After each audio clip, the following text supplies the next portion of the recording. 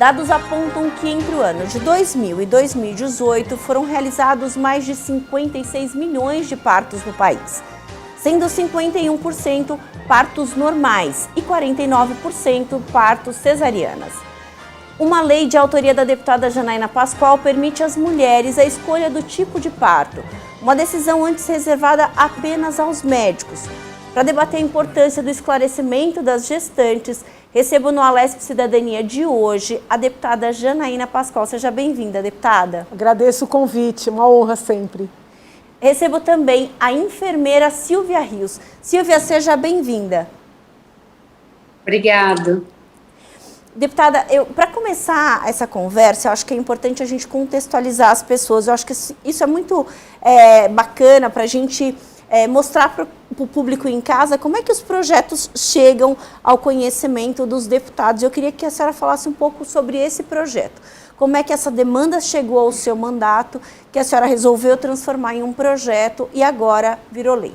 Sim, na verdade, essa lei nasce da minha experiência como advogada e como professora de Direito, inclusive de Bioética, na Universidade de São Paulo. Então, eu trouxe essa demanda comigo. Essa demanda, na verdade, foi promessa de campanha em 2018. Foi meu segundo projeto aqui na casa, o primeiro aprovado, que se transformou em lei. E esta lei garante às mulheres, às gestantes, às parturientes no estado de São Paulo participarem da decisão sobre a via de parto, tá? Essa é uma garantia que sempre foi assegurada para as mulheres que têm convênio e para as mulheres que podem pagar particular. Mas as mulheres que dependem do SUS, em regra, não têm voz. Juridicamente não tinham. A partir dessa lei passaram a ter. Só que o que eu percebi, que na prática, mesmo com a lei vigente, muitas mulheres continuam sendo humilhadas nas maternidades públicas, tendo seu desejo ignorado, né? E muitas vezes esses casos têm consequências drásticas para as mulheres e, sobretudo, para os bebês. Porque existe uma ideia generalizada na saúde pública do Brasil e ainda de São Paulo, apesar da lei, que é de 2019, né? De que a mulher tem que fazer parto normal a todo custo, né? Então, aqui eu não estou falando mal do parto normal. Só que tem situações em que ele não se mostra viável. E ainda assim, as mulheres são submetidas a um parto normal forçado, sem analgesia, que é algo que a minha lei, que a nossa lei, né, que uma vez aprovada passa a ser nossa, também garante. Então, são horas de dor, horas de mulheres sendo forçadas a esse parto normal. Tenho recebido muitas denúncias de uso desnecessário de fórceps, de manobras, né, que se revelam violentas, sendo que essas mulheres, desde o princípio, pediram a cesariana, né, mulheres que chegam na maternidade com a gravidez avançada. Não estou falando de marcar cesariana de uma mulher, porque tem uma festa, porque tem uma viagem, não.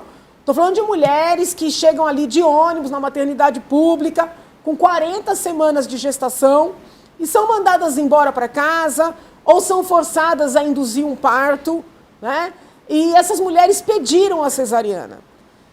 Quando eu recebo as denúncias, ou eu, ou a equipe do gabinete, nós vamos à maternidade, conversamos com os profissionais, e a gente tem ouvido muito algo assustador, tanto de quem denuncia, como das equipes que nos recebem, que o que o médico do pré-natal falou não vale. Então, eu peguei vários casos que o médico do pré-natal tinha dado a indicação de fazer cesariana.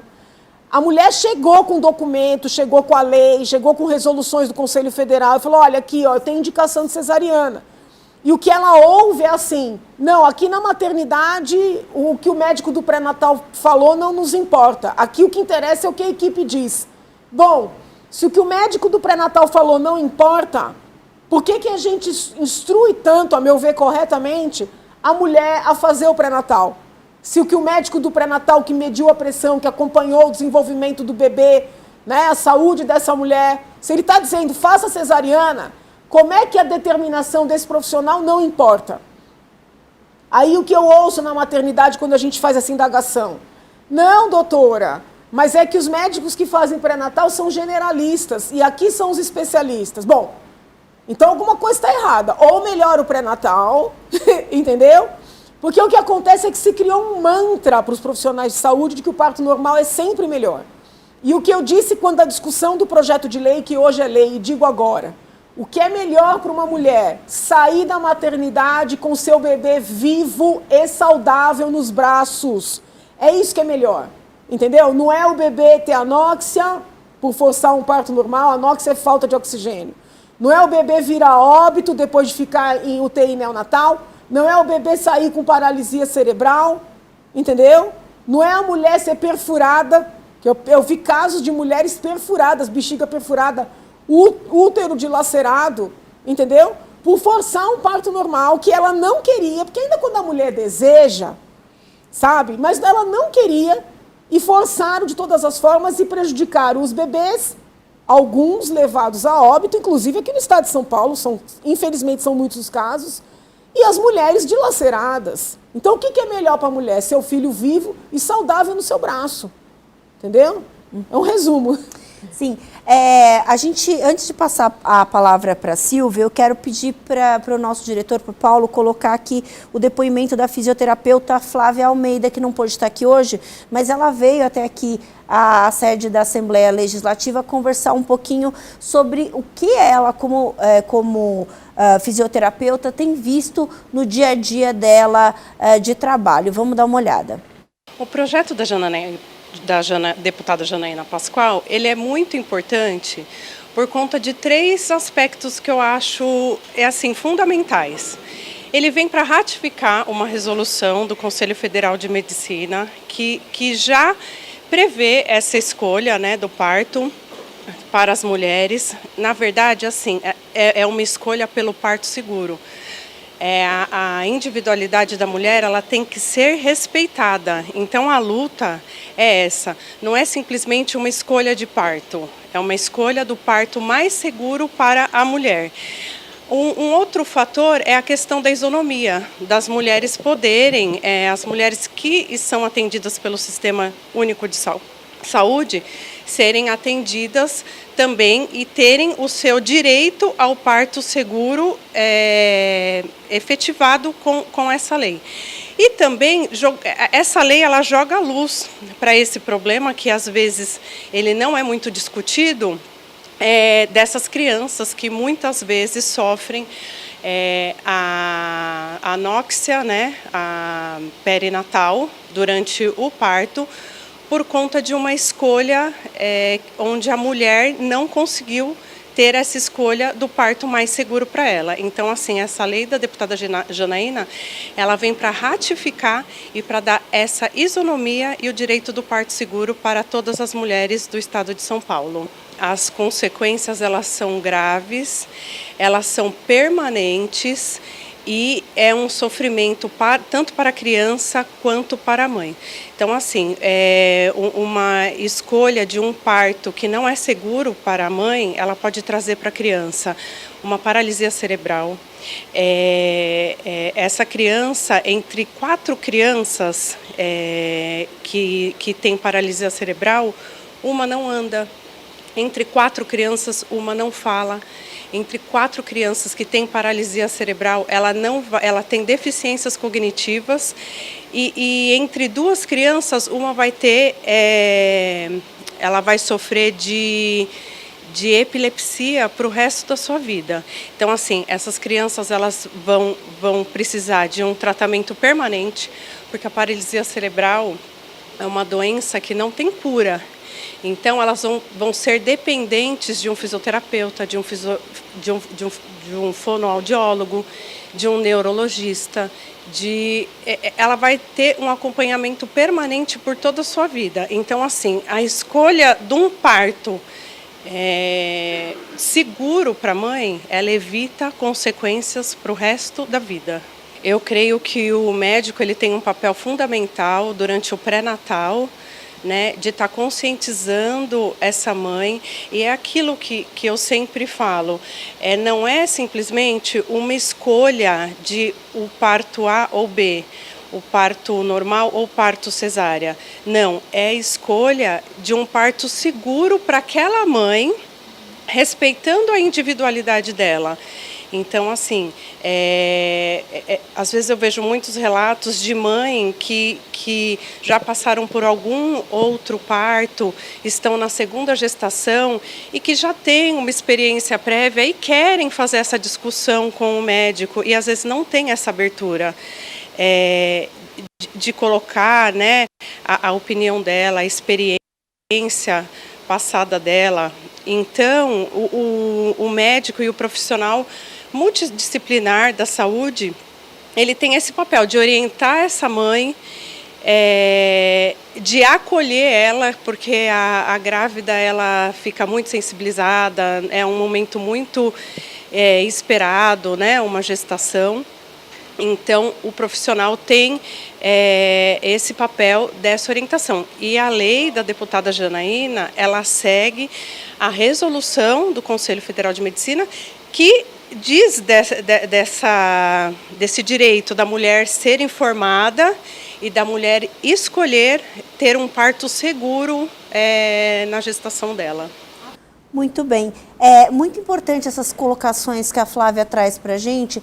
E aí eu queria colocar a Silvia nessa conversa, porque a Silvia tem uma experiência pessoal, além de na área da medicina e na área da saúde, ela tem também uma experiência pessoal com relação a essa questão do parto. Eu queria que você falasse um pouquinho sobre isso, Silvia. Bom, boa tarde, né, novamente.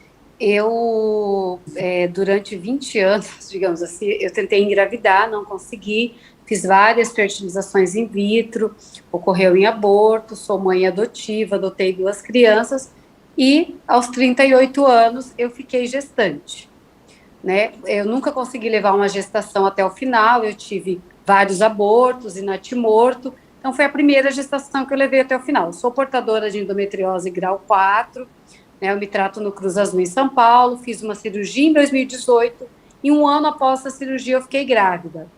Continuei meu pré-natal lá, sendo acompanhada pela equipe de endometriose e por todos os ginecologistas e obstetras, fiz todos os exames, né, pelo convênio, morfológico todo mês, Doppler, tudo. E a minha cesárea foi agendada para 38 semanas, porque como eu tenho endometriose profunda, há 1 ano antes eu tinha operado o intestino, tirei todo o meu peritônio, foi uma cirurgia de grande porte, de muitas horas.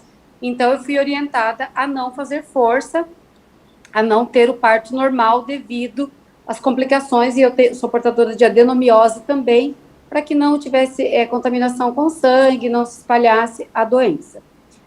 Ocorre que a minha cesárea estava marcada por dia 7 de maio, e quando foi no dia 4 de maio, minha bolsa rompeu, né, lentamente, não senti dor, fui até o pronto-socorro local aqui, eu estava com 4 centímetros de dilatação e fui encaminhada para o regional mais próximo aqui, que é Pariquera Sul. Cheguei lá com indicação do médico do pronto-socorro, que teria que ser uma cesariana, a minha obstetra de São Paulo ligou, dizendo que eu tinha indicação para uma cesariana, eu estava com toda a documentação da cesariana, e eu apresentei para a médica que me atendeu no pré-parto no hospital regional.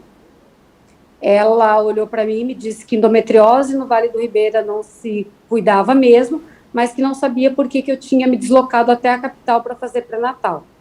Expliquei para ela que foi devido eu ter uma gravidez de alto risco, são 6 abortos, 2 natimortos, e a minha equipe que me operou preferiu que eu ficasse por lá, foi por esse motivo. Ela me avaliou, falou que já não tinha condições de chegar em São Paulo, que me passou os exames, né, o cardiotoco, os exames de sangue, e fez a minha internação. Fui para o banho, quando fui para o banho, cheguei no banho e voltei para o leito, foi feito o cardiotoco, estava tudo bem com o bebê, né, e eu continuava sem dor nenhuma, 7 para 7 centímetros de dilatação. Aí, quando eu percebi que eles instalaram o soro, eu entendi que eles iam fazer o normal. Eu estava muito nervosa, né, devido à minha idade, devido à patologia e à cirurgia que eu tinha feito.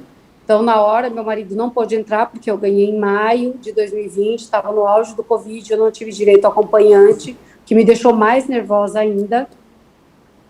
E eu peguei e mandei uma mensagem para ele que me tirasse dali e me levasse para o hospital de registro, que é particular, para que eu fizesse a cesárea particular, porque eu estava extremamente nervosa, estava hipertensa.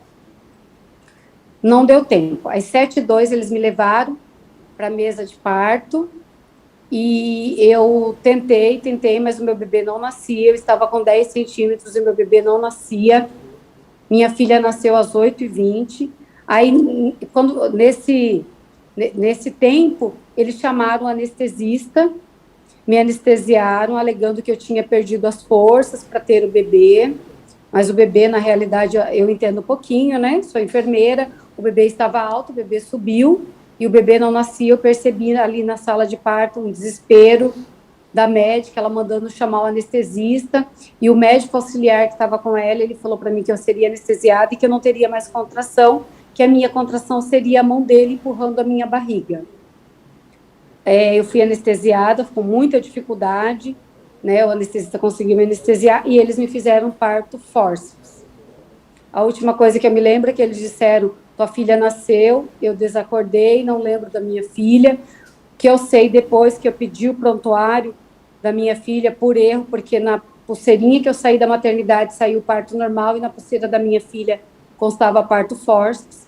Eu pedi o meu prontuário, a minha filha não chorou, nasceu parada, foi feito 2 ciclos de ressuscitação nela, para que ela voltasse, e eu não passei bem, talvez devido à reação da anestesia, né? Ocorre que eles me fizeram uma episiografia de comprido, eu fiquei 60 dias sem poder sentar, meus pontos abriram todos, fazendo uma emenda ali, né, entre a minha vagina e o ânus. Então, o momento, assim, que seria muito feliz para mim, depois de 20 anos tentando engravidar, né, de tantos tratamentos, sem conseguir engravidar, foi um momento de horror. Eu fiquei 4 dias no hospital, porque a minha filha ficou ictérica, e eu só chorava. Então, eu não consegui curtir o nascimento da minha filha, porque eu não esperava por um parto forceps. Eu tive muita dor, eu recebi alta no dia seguinte, não recebi nenhuma assistência do hospital.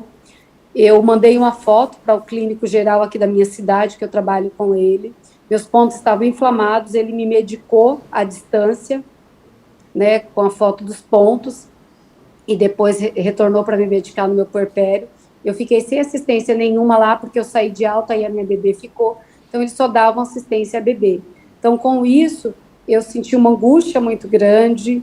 O meu leite não descia, foi descer depois de 4 dias, eu acredito, por tristeza, porque eu só chorava. Então, assim, todo momento mágico que eu esperei durante 20 anos, né, ele foi desfeito ali por uma opção, né, do profissional que estava ali.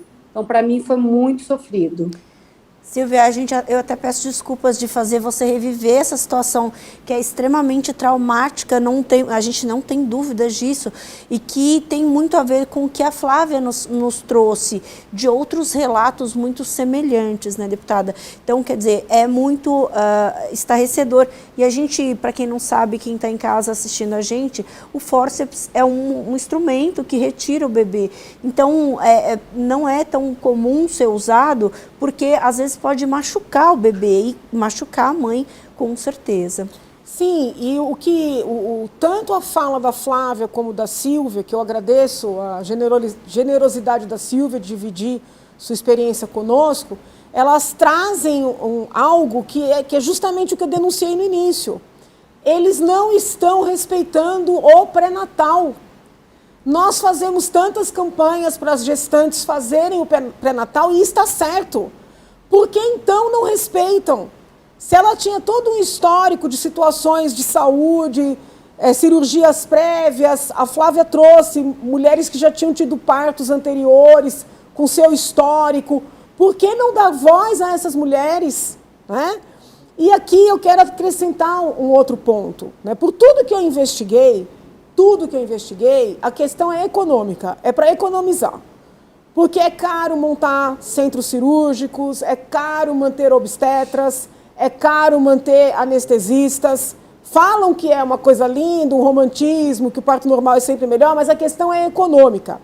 Só que quando os bebês ficam sequelados ou as mulheres ficam sequeladas, existe todo um gasto do sistema público. Porque a mãe de uma criança com paralisia cerebral, fora o sofrimento, porque é uma situação desnecessária, causada pela insistência no parto normal, essa mãe não vai poder trabalhar, ela vai precisar do sistema público a vida inteira, essa criança vai precisar na vida adulta do sistema público. Então, até mesmo em termos assim, dessa economia burra, desculpa falar, entendeu? Não se justifica.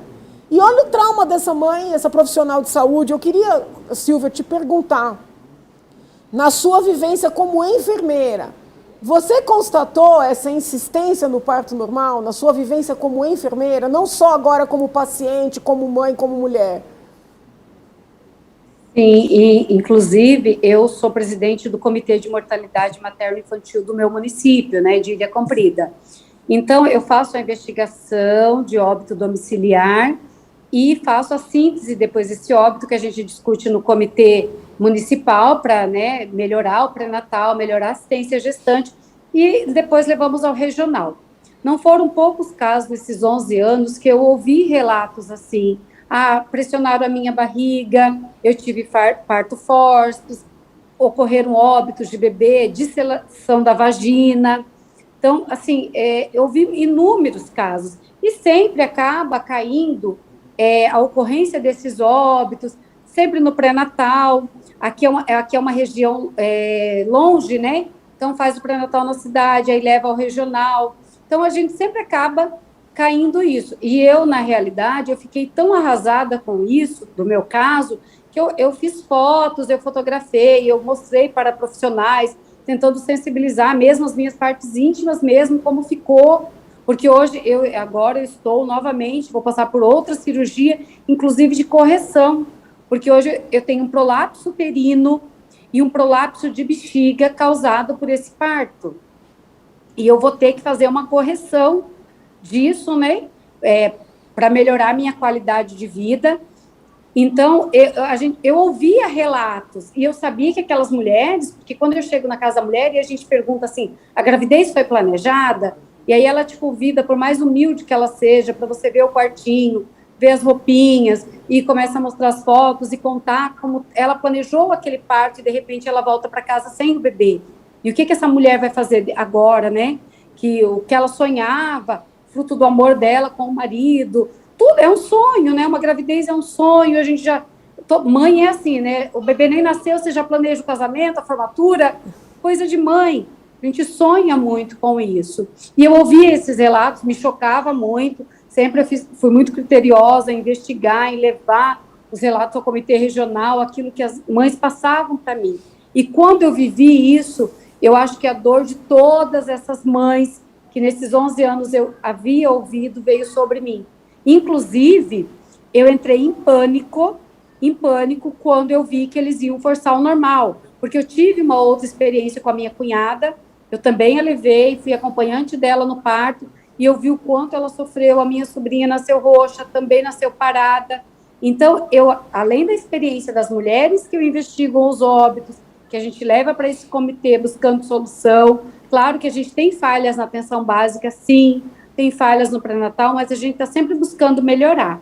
Mas não adianta ter um pré-natal 100% de qualidade, pré-natal bem feito, se a gente chega na assistência ao parto e aí a gente não tem a assistência que a mulher deveria. Eu também, assim, não digo, como disse a Flávia, né, achei muito coerente a fala dela, que não existe parto ideal, né? A gente tem que respeitar a individualidade da mulher. Então, se a mulher tem condições de ter um parto normal, recupera mais rápido, é saudável para aquela mulher, ótimo.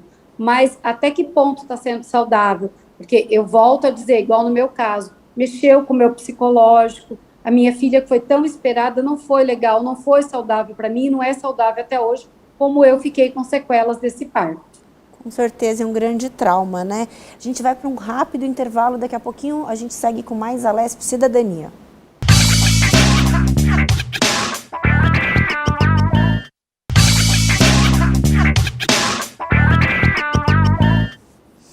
Voltando com a Alesp Cidadania, a gente está falando sobre a escolha das mulheres na hora do parto. Estou aqui com a deputada Janaína Pascoal, e com a Silvia, que é enfermeira e que também tem uma experiência do parto. Deputada, a Silvia trouxe para a gente o relato dela, um relato muito importante para a gente entender essa importância da escolha do parto, e ela falou que agora, já passado algum tempo do parto da filha dela, ela terá que fazer cirurgias de correção. Isso não é incomum. Como é que a senhora vê essa questão também do sistema de saúde ser impactado tanto tempo depois? O caso da Silvia, mais de 2 anos depois. Foi como eu disse, é uma economia pouco inteligente, né? E existe todo um mantra que se cria de que... Eu até participei de audiências públicas e debates parlamentares de esquerda dizendo assim: o bebê sabe nascer, a mulher sabe parir, né? Dizendo que quando um médico ou uma médica vai fazer uma cesariana, é como se fosse uma intervenção no corpo da mulher. Então, primeira coisa, ninguém aqui está querendo forçar ninguém a fazer cesariana, ninguém aqui está querendo proibir parto normal ou demonizar parto normal. Agora, é preciso reconhecer, de maneira honesta, que esse mantra de que o parto normal é sempre possível e é sempre o melhor para mães e bebês é mentira. Isso é mentira.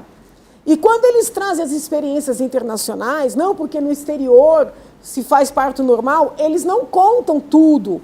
Não contam que o sistema de saúde inglês, por exemplo, está pedindo perdão para as mulheres que foram vitimadas por essa política ditatorial. É uma política ditatorial, né? Então, assim, são muitos os casos. O caso da Silvia é um caso de sequelas para a mãe, muito embora ela tenha relatado que o bebê também sofreu, demorou para sair do hospital. Mas tem muitos casos de sequelas para a mãe e para o bebê, sequelas para o resto da vida. E quando eu trouxe esses casos aqui para a Assembleia, nas audiências públicas, as pessoas diziam: mentira, ela é mentirosa. Aí eu fui ao Ministério da Saúde, fiz uma reunião com o então ministro Mandetta. E ele disse que a geração PC, que é a geração de paralisia cerebral, começou na época do ministro Serra, do ministro da Saúde, seu José Serra, que nessa onda de que o parto normal é sempre melhor, baixou uma portaria pagando mais para o hospital quando fazia parto normal do que quando faz cesariana. Então tem uma origem econômica nessa história. Agora, a gente tem que olhar a realidade, né? E o que eu acho engraçado é que parlamentares que se apresentam como representantes das mulheres de periferia criam teses, né, que não são com base no que dizem as mulheres da periferia. Porque eu não acredito que, se fossem efetivamente ouvir as mulheres que dão à luz no sistema público, que seguiriam criando teses de que o parto normal é sempre melhor. Na condição de advogada, eu participei de audiências em que eu perguntava para a médica: doutora, a mãe pedia cesariana, o pai implorou cesariana, por que a senhora insistiu 17 horas no parto normal, que já se mostrava inviável? Porque é melhor para a mulher. A médica me respondia esse mantra. Eu disse assim para ela: mas não teria sido melhor se a senhora tivesse feito a cesariana quando essa mulher deu entrada, que o coração do bebê estava forte, e esse casal ter saído com o bebê nos braços? Ah, mas é que é melhor, a gente aprende assim. Eu falei: mas essa mãe saiu do hospital com o bebê morto. O que era melhor? Então as pessoas internalizam uns mantras, entendeu? E não vão investigar a realidade do nosso povo, porque não é só a mulher. O pai, quando perde seu bebê, também sofre. O pai, quando tem o seu bebê com paralisia cerebral, também sofre. A sua mulher sequelada, entendeu? Tem o psicológico, tem o físico, tem o econômico. Então não é só a mulher. Isso impacta a família. O irmãozinho mais velho, ela tem 2 filhos, não é isso? Mais velhos. Os 2 filhos ficaram impactados também. Claro que ficam, entendeu? Então, assim, a gente tem que olhar a realidade, né? As pessoas criam teses, se apegam a essas teses, não ouvem ninguém e saem por aí repetindo mantra.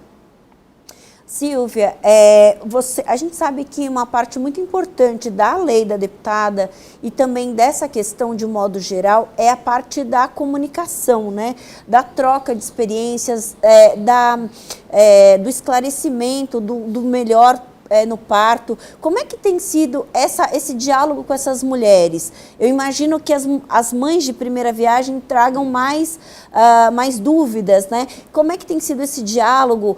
Quais são as dúvidas, as maiores dúvidas que elas trazem aí nesse contato?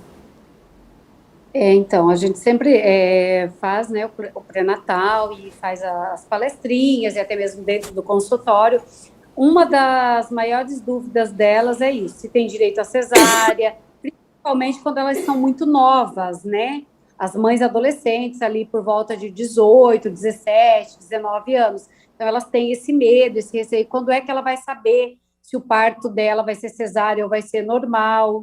Então, é uma das maiores dúvidas delas, se a maternidade exige a lei, se ela tem que acionar a polícia, se é necessário acionar a polícia, se ela tem que entrar com advogado, né? Então, tudo isso elas perguntam muito, né? Recentemente, até uma colega também, jovem, 22 anos, mas eles deixaram a gestação dela chegar até quase 42 semanas para entenderem que a cesárea era viável, né? Então, a gente faz o pré-natal, nós orientamos. Aqui no Vale nós temos um comitê regional muito ativo. Então, nós buscamos, está sempre melhorando a atenção básica, está melhorando o acolhimento, melhorando a atenção a essa mulher, está fazendo oficinas, capacitações, para que os profissionais acolham essa mulher, né, e orientem ela, como que vai ser a chegada dela no parto. Porque o curioso, como as cidades são pequenas, e, por exemplo, um relato de uma mulher que teve um parto complicado na maternidade regional, ele se espalha muito rápido. Então, na primeira consulta, ao invés dela estar preocupada com o exame, com o tamanho do feto, com a alimentação dela, ela já vem com a angústia do parto. Como é que vai ser meu parto?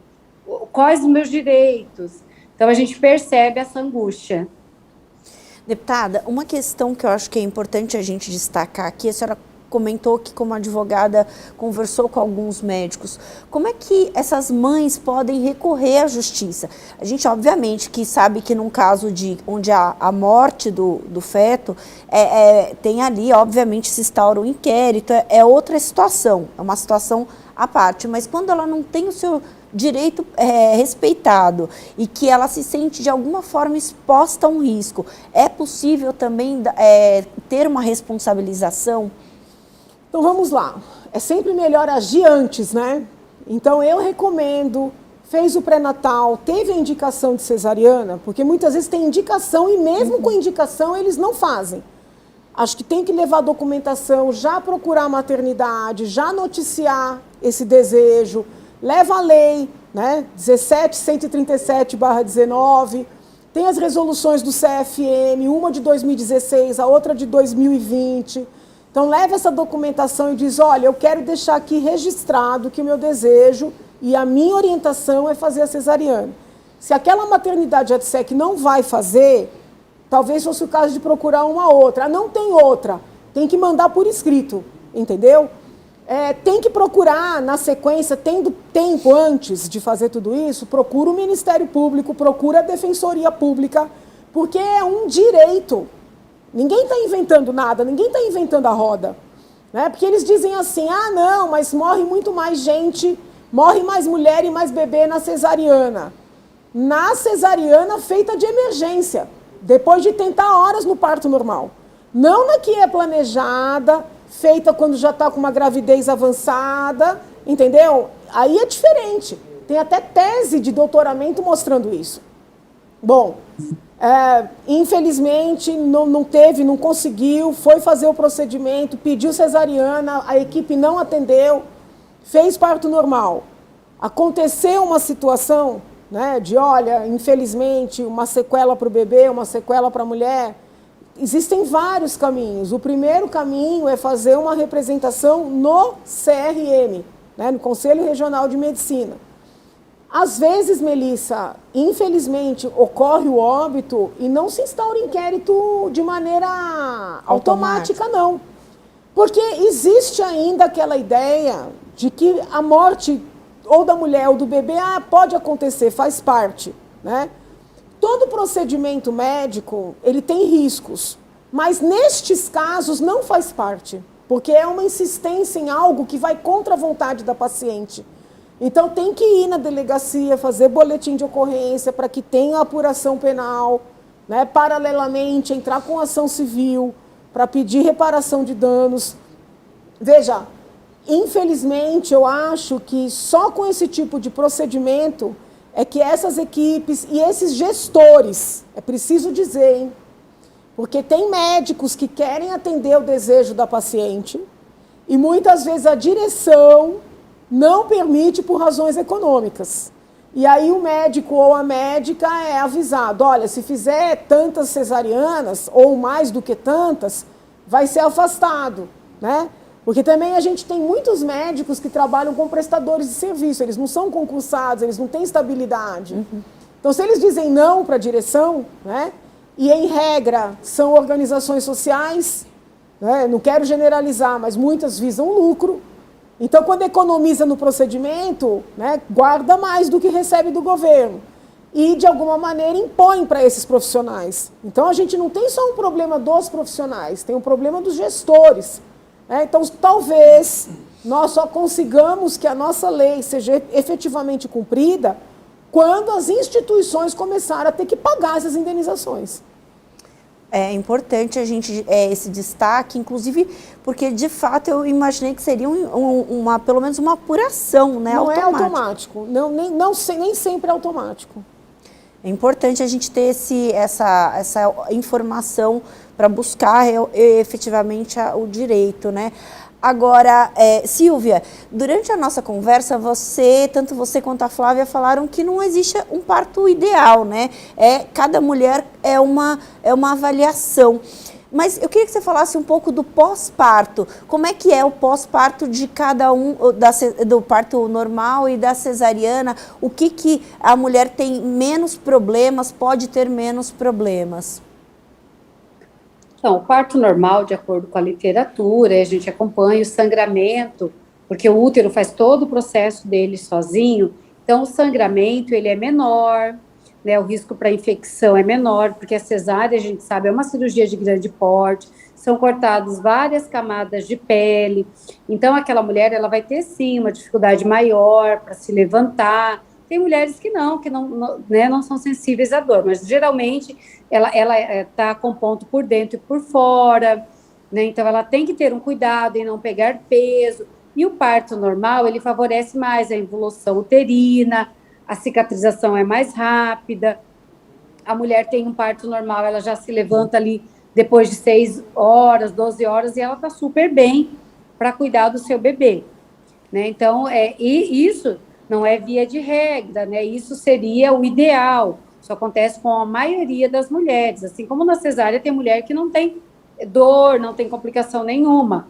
Mas o parto normal, ele tem sim uma recuperação mais rápida, porque, digamos, ele é natural, né? É o útero, corpo da mulher e o bebê fazendo a força sozinho, quando de fato ele é um parto natural, sem um epísio, porque se a mulher ela tem um corte, então aí ele já não é um parto natural, porque daí ela vai passar por um processo de cicatrização do local do ponto, pode ter infecção do mesmo jeito, né? Então, natural que a gente fala é quando o bebê ele vem sozinho mesmo, ele faz a parte de laceração da vagina sozinho, né? A mulher não precisa levar pontos, então ele é um parto natural. E aí tem o parto que precisa da epísio, que aí a mulher vai ter que tomar os cuidados também, de não pegar peso, para não romper aquele ponto, né? Como que aconteceu comigo, meus pontos todos rompidos, os internos, os externos, né? Eu fiquei com a cirurgia toda aberta por 60 dias, necessitei de antibiótico, de cuidados curativos, então não foi um parto, poderia-se dizer natural, né? Foi um parto que eu precisei de uma intervenção cirúrgica, menor porte, mas precisei. E a cesárea, a mulher tem que tomar todo o cuidado para sentar, ela tem mais dores, então a recuperação é um pouquinho mais lenta, e ela sempre tem que lembrar que ela foi cortada por fora, faz a cicatrização, mas que por dentro ela ainda tem camadas de pele cortada. Como disse a deputada, né? A gente não é militante na causa da cesárea, não é isso. É que o respeito do corpo da mulher, o respeito à mulher e a necessidade dela seja atendida, né? O próprio princípio do SUS diz isso, né? Equidade, né? Então, é atender cada um conforme a sua necessidade, né? Eu vejo, assim, não só o meu caso, mas o meu caso, devido à minha idade, à hipertensão materna, aos problemas que eu já tinha, que eu não poderia, né, fazer força e tudo mais. Então, eu deveria ter a indicação de cesárea, eu deveria ter sido atendida na cesariana, né? Uma mulher também, 40 semanas, 42 semanas, o bebê pode ficar no sofrimento, então o ideal é que seja feito uma cesariana, como bem colocado pela deputada, para que essa mãe, ela saia de lá com o bebê nos braços, que é o desejo de toda parturiente, de toda mãe, né? Então, eu acho que o direito da mulher, ele tem que ser respeitado, porque não é uma questão de querer, eu vou querer, igual quando eu agendei a minha cesárea, eu agendei com 38 semanas, por indicação de um obstetra, minha placenta estava com uma artéria obstruída, eu estava com excesso de líquido, eu só tenho 1,50, minha filha já tinha 50 centímetros dentro do meu ventre, então, assim, ela não ia aguentar mesmo.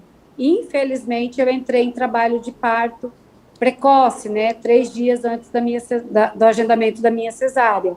Então, eu acho que tudo isso tem que ser avaliado, se essa mãe está em condições de ter esse bebê, até em condições psicológicas, porque o próprio pânico pode fazer a mãe rejeitar esse bebê. O sofrimento no parto ser tanto a ponto do psicológico da mãe inconscientemente culpar aquele bebê por todo aquele sofrimento que ele causou para ela no parto. Eu falo isso porque eu vivi isso, né? A minha família inteira comemorando o nascimento da minha filha, minha mãe me ligava, dizia, ai, filha, fica bem. E eu não conseguia olhar para minha filha com bons olhos, eu chorava, porque, afinal de contas, eu estava internada, eu estava com muita dor, não tinha sido nada do que eu planejei em decorrência do parto dela. Então, inconscientemente, eu estava culpando aquele bebê e poderia gerar num abandono, numa depressão materna, numa rejeição da criança. Olha, é muito interessante esse relato da Silvia, e é bom a gente destacar, né, deputada, que a lei que a senhora propôs aqui para a Assembleia, ela segue uma determinação do Conselho Federal de Medicina. Não é algo que vá contra o que os médicos já tinham definido como ideal. O que nós queremos é que as mulheres que dependem do sistema público de saúde tenham os mesmos direitos das mulheres que têm condições de ter um convênio ou pagar particular. E no convênio, o número de cesarianas é muito maior do que no sistema público. E o número de óbitos de quem faz os seus procedimentos no particular e no convênio é muito menor.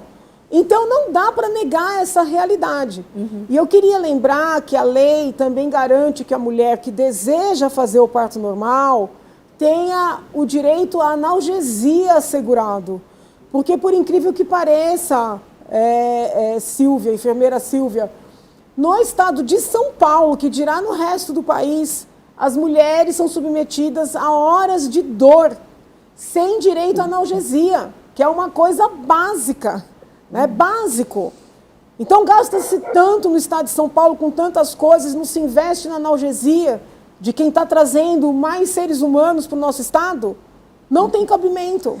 Deputada, eu queria agradecer imensamente a entrevista e esse esclarecimento importante para quem está em casa, que possa, né, fazer uso da lei, buscar a informação da melhor maneira possível para ter o seu bebê da maneira mais saudável que for possível. Muito obrigada, queria agradecer a Silvia de ter essa coragem de dividir conosco a sua intimidade de alguma forma em um momento tão delicado. A deputada também que propôs o tema aqui para a gente. Deus abençoe.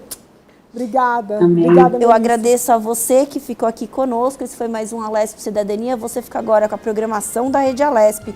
Você pode rever esse programa e outros programas da Rede Alesp nas nossas redes sociais. Obrigada e até a próxima.